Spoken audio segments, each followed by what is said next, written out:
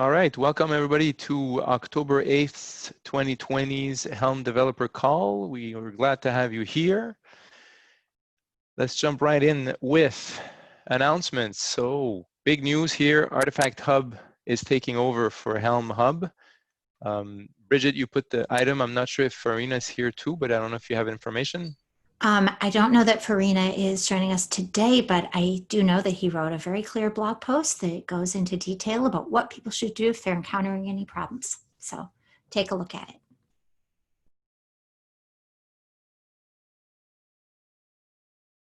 All right, other items also for announcement, anybody? We have nothing else on the list.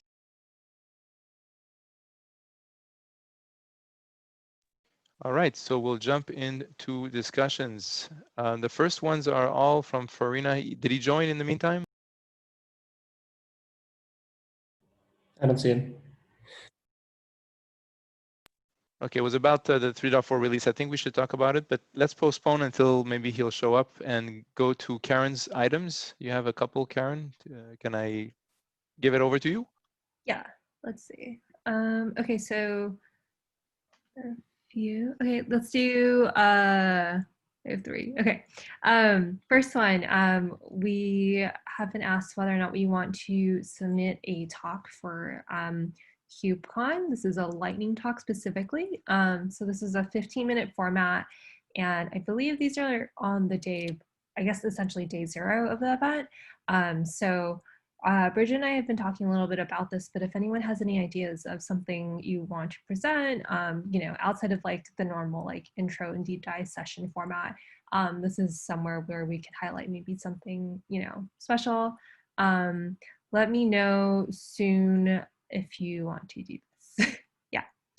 And then if anyone has any questions, Bridget, do you want to share a little bit more about what you were thinking? Or not? Yeah. I was brainstorming with Karen and realizing that if they're telling us this is a 15-minute lightning talk from the Helm project, but they don't give us any other guidelines, we could literally have Karen talking to each maintainer about one thing that they want people to know about Helm 3 or whatever. Like we could, instead of just having, there's only this one speaker or whatever, we could do a lot with the format. So keep in mind that, there's probably a lot we could do to make that 15 minutes really sing. Yeah, and from my understanding, this is still something that's going to be pre-recorded, so yeah, it won't be live. So we have some options there. Okay, and then second thing, oops. Okay, Helm workshop. So Bridget and I just jumped off a call with CNCF, and things are on track. We're going to get the session details up on the website today. So hopefully we'll do another round of promotion soon. As of registration, we're currently at 112 people, and that's without, I don't think, any of the staff registering just yet. So based on Vanessa from CNCF standards, it's pretty good. And usually you get an influx of people coming in at the end anyway to register. So yeah. And then we still need runners essentially to help with the breakout rooms. So please register if you can. And if you have any suggestions for people we can reach out to as well, please let us know. Because one of the other options was just like, if you want to expand outside of maintainers, we can as well. But please sign up. I'm working on getting the runners special swag. So hopefully that will motivate some of you. And then if you plan on, whether or not you're a runner or if you just want to listen in, just make sure to register and help us get an accurate count for the attendees. And then next thing is, so this is specific to KubeCon. There's the option to do the project pavilion again. And I don't know, I guess I haven't talked to you all about kind of like what you thought of the project booth at KubeCon, but I didn't think it was very effective. And it took a bit of work to get set up and all that, which is all totally fine. But just kind of based on that experience though, and this is across the board for multiple projects for CNCF, giving similar feedback. I don't know if it makes sense to do the project pavilion again, unless you all feel strongly about it. And otherwise I would actually like to just request doing office hours. We did 2 office hours last time. Now the option is to do 3 45-minute sessions as the alternative route. So yeah, I thought the booth was like all right. And I tried asking for some numbers around like the interactions at the booth, and they were really disappointing. Something like 3 click-throughs on the links provided. 3, yeah. So it was really low. And like I said, like I think a lot of other projects felt this way. So I think I'm gonna sign us up for office hours, and feel free to object, but yeah. Question on that, Karen. What Yeah. is the, because I wasn't there the last time, but I was there for the boot at, someone help me here. Where were we one time? When we were allowed to go again? Yeah, San Diego. Thanks. Sorry. I think once the year is over, we'll be happy. So that was very good because like people just bombed in, and it was, I don't know, it was kind of like selling candy at a stall or something. It was great fun. Lots of interaction. What is the difference with the other thing you're calling the office? So now that will it be effective? Yeah. Oh, sorry. Now that they're virtual, I mean, like it's just weird. It's like you click into like the project pavilion like room, like the conference hall, I guess, and then each project has its own logo that you then click on that takes you to like the interface of a booth. But the whole experience is just very passive yet also aggressive at the same time, where like as an attendee, I'll go to the Helm project booth, and then there are links on the side of things that the Helm team has like chosen to like link to, and then like that are essentially like links that go outside that leave the platform, and then there's a interface to chat with the like a staff member. But usually what that means is like I have to be like, I want to talk to Martin, and then Martin has to accept the chat, and then we talk. But it's just kind of clunky, and so it's like like it's very passive in the sense that like someone shows up and then like has to like click on the things specific that specifically interest them if they do that. And then at the same time, it's like in order to talk to someone, it isn't just like, hi, I have a question. It's like you have to find someone and then like request to talk with them, and then they have to accept the talk. And so, I mean, we basically just try to push people to the Helm Slack. Yeah, so I don't know, it just didn't feel, it wasn't great. I feel like at least for the office hours, people showed up, and like with that, someone can at least jump in and just listen if they don't want to speak up. And then like the people who do have questions, right, they can ask face to face and like know who the actual maintainers are. Because on the booth interface, like it's all, again, very passive. Like I don't necessarily see who you are unless you have your profile picture set up and all that. So I think I'm going to do the office hours for the project. Thanks for explaining. Yeah. Okay. Yeah. I think that's it on my end. I think those are my 3 agenda items. All right. Thank you, Karen.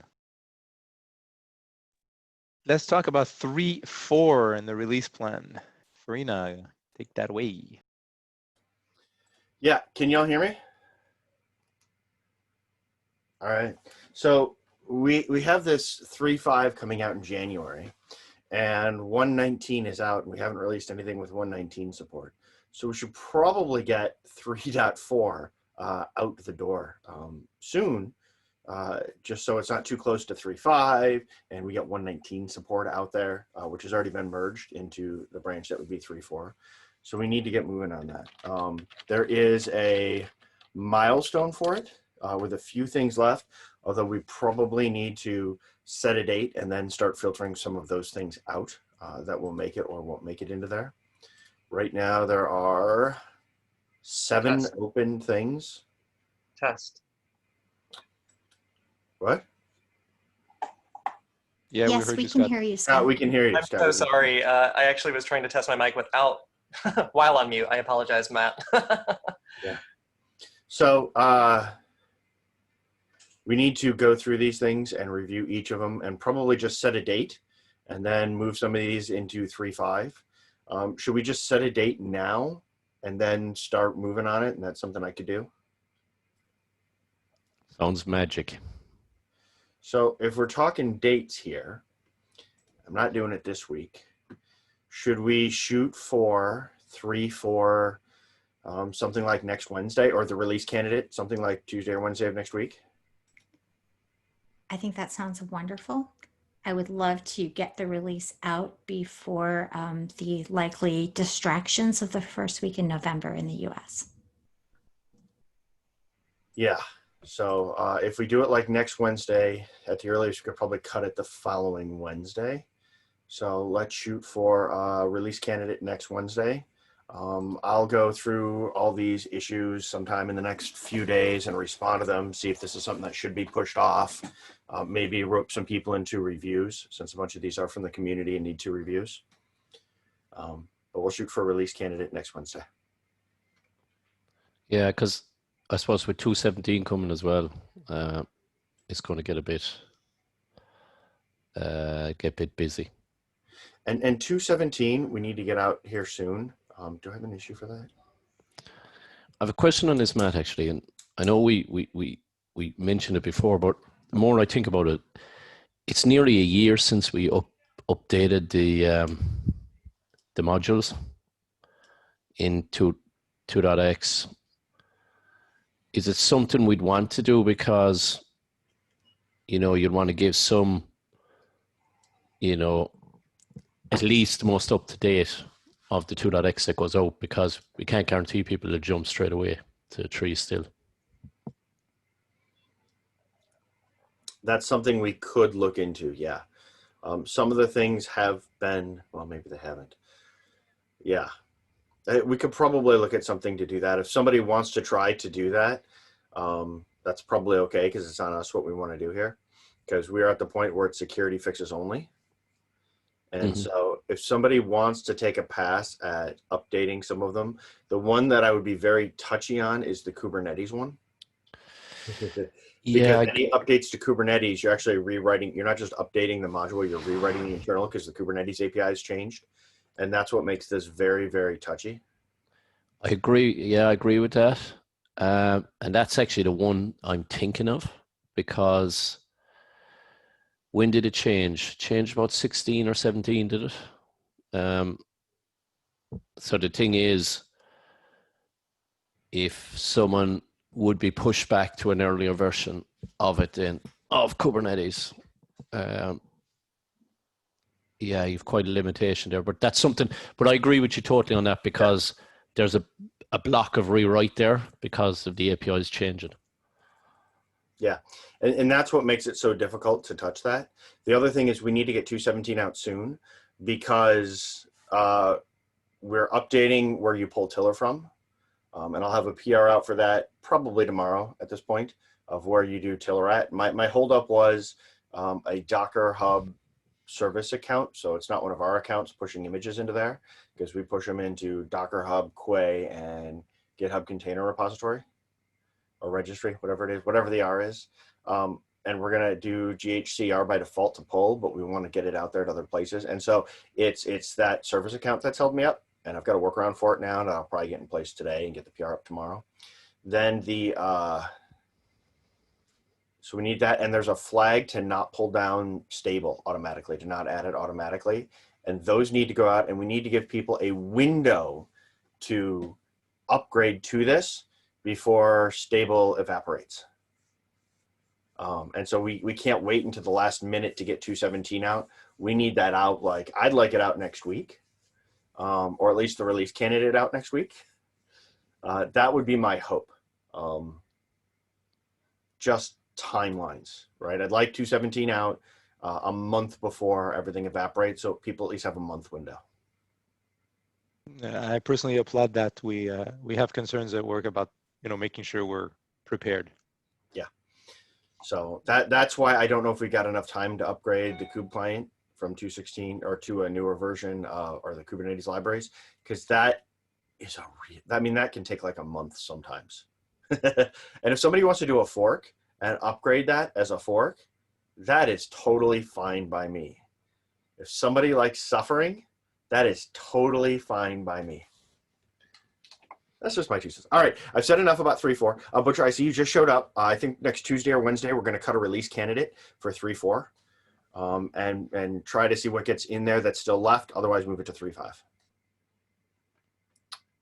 That's all I got. And the 2.17 within a couple of weeks. And 2.17 is probably going to follow something similar. I'd love to get a release candidate out next week. There's a couple of things we're still working on to try to get in place first. So, just as a side note, if we do 2.17 after 3.4, it's again going to end up being the latest fetched by the script. Yeah, I know. That's another reason right there to cut 2.17 right before 3.4.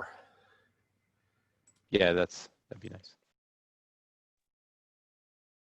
Next on the agenda, again, Mr. Farina, jobs and weight flag. What are we talking about here? Oh, yeah. What are we talking about here? So there was an issue, and I wasn't trying to do this. So the weight flag looks for things like deployments and stateful sets and stuff like that to come online. And jobs are a little bit different with the weight flag, because you would wait for the job to be completed with the weight flag if it were added in. And that's different than waiting for it to come online and pods to come online, because people use jobs in different ways. Sometimes it's short to get something done. Sometimes you might have a job that runs for a very long period of time. And that's different than waiting for a deployment to come online, waiting for the job to complete. And so that's what I wanted to talk about here. How should we go with this job one? What do y'all think?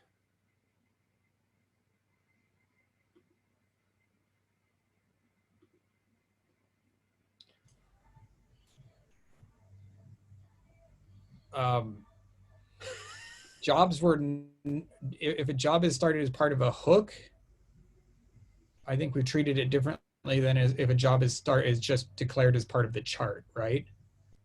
Yes. So if it's in a hook, you're going to wait for the job to complete. But if it's part of the chart, they're waiting for the wait flag, like on install, to make sure the job completed. And that seems different to me than seeing if a deployment comes online, just because you can use jobs in different ways. And so I wasn't sure about this one here. Yeah, jobs have always sort of been an outlier as far as how we wanted to deal with, well, as far as what they're intended to do, right? And so I'm totally comfortable with acknowledging that and not having weight and having the weight logic be divergent if somebody wants to propose that. I couldn't say off the top of my head what the correct behavior is. It's kind of like one of the delete ones that Martin pointed out. You know, weight is, everybody's got their own view of what weight is supposed to do. And the view varies developer to developer based entirely on what it is they're trying to do at that time. And they want weight to work that way. You know, if we're going to open up another case whereby special casing for jobs, we just set up the precedent once again that whoever yells the loudest gets their way, that might not be the best thing for us to do. But by the same token, jobs really are kind of a different sort of beast than a replica set or a deployment or a stateful set, as far as what the runtime pattern is supposed to be. So if we can I ask a question about this? Currently, we do special case jobs, right? We don't wait for them. So if we were to make that change, that would be a huge change for a lot of charts. Because like you said, Butcher, you know, like jobs were initially meant to be for long running tasks. I mean, long is, you know, it's not defined, but what about adding an additional flag like we've done for other things? Something like wait for jobs or. Yeah, actually, you're right. We couldn't do it without setting up an extra flag because it would be a breaking change. And potentially a serious one. So that's a good point. Okay, I'll circle back to that issue and comment on it and say if we can do it with an extra flag, then we can talk about it. But otherwise, it would be a breaking change because of what people already expect to happen. Okay, that's it on that one for me. All right, thank you. So let's just circle back really quickly. I missed an item for the 3.4 well, it's not related to 3.4, but about the artifact hub. Scott, you wanted to ask if we need a PR for 2.x? I guess I put my agenda item under the wrong topic. Yeah, for Matt, because you were discussing, or sorry, wow, Farina, because you were discussing cutting another 2x release. Do you want something like, do you want a PR backported for that artifact hub change that, you know, mostly what it does is change the actual language so that we're not describing the Helm hub any longer? Is the Helm hub in 2 at all anywhere? There's no search for it, nothing like that in there. I don't think so either. Oh, you're right. There is no search in 2. No. It's been so long. None of that Never mind. We don't. Never mind. So I guess that is actually a topic just for the 3.4 release. Do you think that that's something that should go in? Or should we circle on that later and see if there's any changes needed for that PR? I don't remember what's in the PR, so I'd have to go look. Yeah, we'll circle back. Thanks. Yeah. All right. I think the next one is a HIP. So how projects join the Helm organization? Dr. Butcher. Oh, I added this one, so he might be like, why is this on there? I was going to say, I don't remember adding this on here. I added it because he wrote it, and then I turned it into a HIP. And now we've had a little bit of review on it, and we need 2 LGTMs from people who are not Dr. Butcher once we've addressed all of your thoughts and concerns. And it would be great to get this one in. So please look. I think that's the one I was really sloppy. I approved it without, and then Bridget had another HIP, and then I reviewed her really detailed, and I asked a whole bunch of stuff, but for Dr. Butcher, I was like, yeah, this looks good. Yeah, and I think that one, we did a little back and forth on that one yesterday, and it is looking like it's shaping up pretty well. There's not a lot of urgency about getting it in right away, but as governance, it would be good to get that one done and done well. And now I'm going to have that Huey Lewis song stuck in my head all day, Farina. You're welcome. Also, that the approvals required in this, because it's, you know, per project, if this were charts, it'd be charts maintainers, those kinds of things. This is going to have to be 2 approvals from org maintainers specifically for this to go in.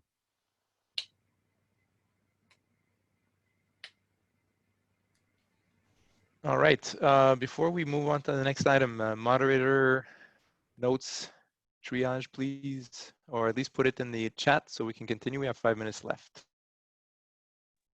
Slack and actually, Bridget, can I be impolite and just ask go ahead.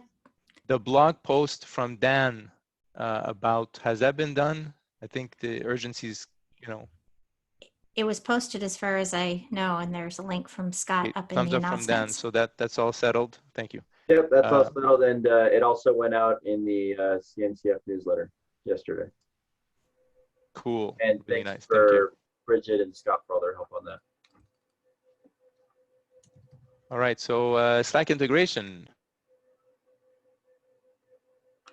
You're on mute. Yeah, that's been sitting there for a little while, and it kind of looks like obviously, but unless there's a downside I don't see, it would be nice if maintainers would take a look at that and make a decision, because it's a kind of a low hanging fruit in terms of making the community happy. What does it do? I'm trying to remember what the thing does. It lets people like look at issues from inside their Slack, like interact with the Helm org. Sounds fine to me. There's links in the issue. Please go Yeah. click. Okay, that's all I need to say there. Thanks. All right. Josh, OCI pull PR.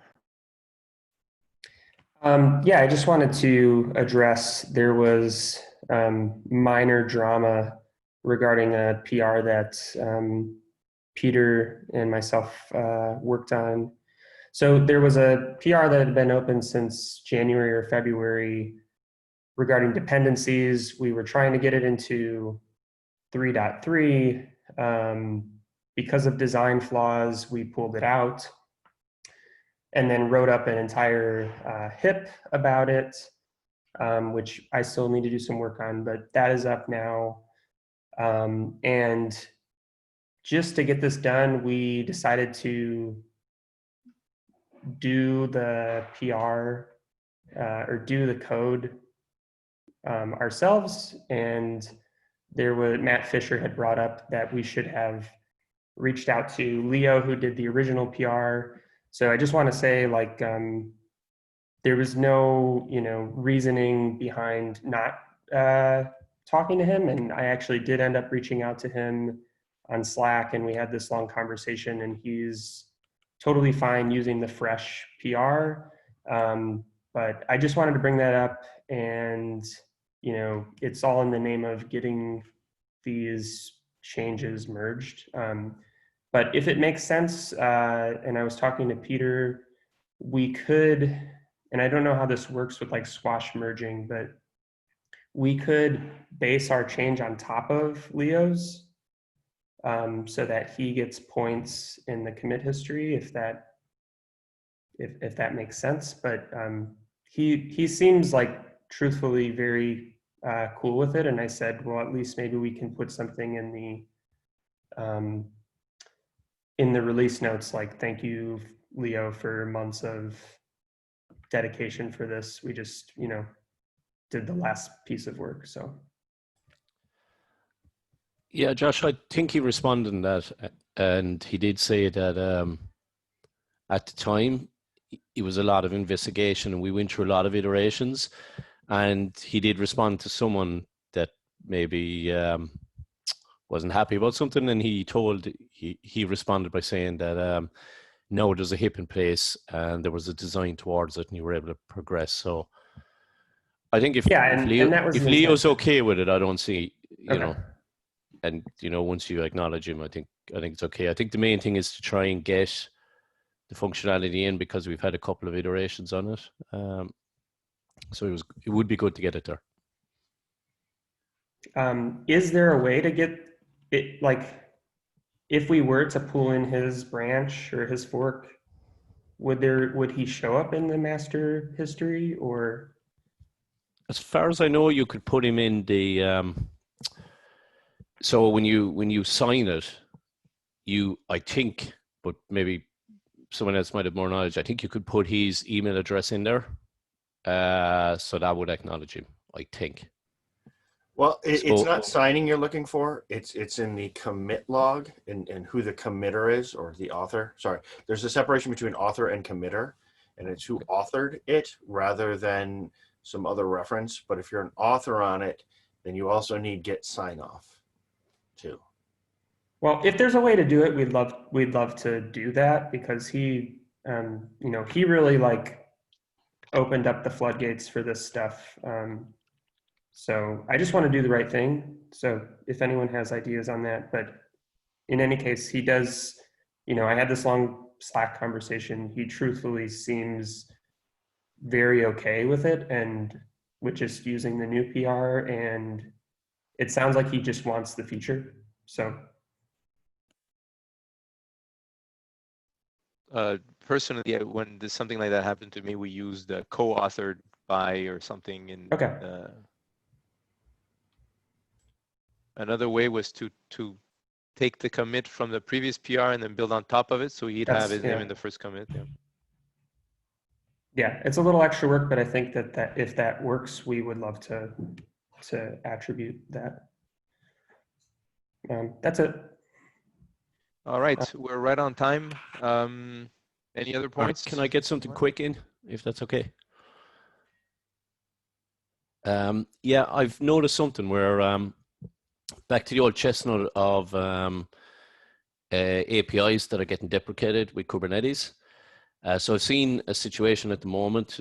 I don't know how we tackle it, bar maybe delete what was there. So, for example, if you had a chart that was using a deprecated API and that was deployed, and then you upgraded to the new version of the chart that was using the supported API, you would see two pod instances, the old one and the new one lying around. I've been kind of bouncing around my head. I can't think of an idea how to get around it, or you just cube delete the old one. But I just wanted to put it out there. If if people came across it, or they do come across it. So we might, I don't know how to tackle it really, for want of a better word at the moment. Are we capturing the ongoing thoughts on it in an issue, or how would you recommend? Yeah, I'm thinking of creating an issue on it. I'm just trying to figure out how best to describe it. It just seems another caveat of the when you just deprecate APIs and just move from one release to another again. You know, it's so okay. All right, so I might create an issue on that, Bridget. That's probably a good point. Okay. All right, thank you. All right, any other quick points? We need issue triage. Who wants to do issue triage?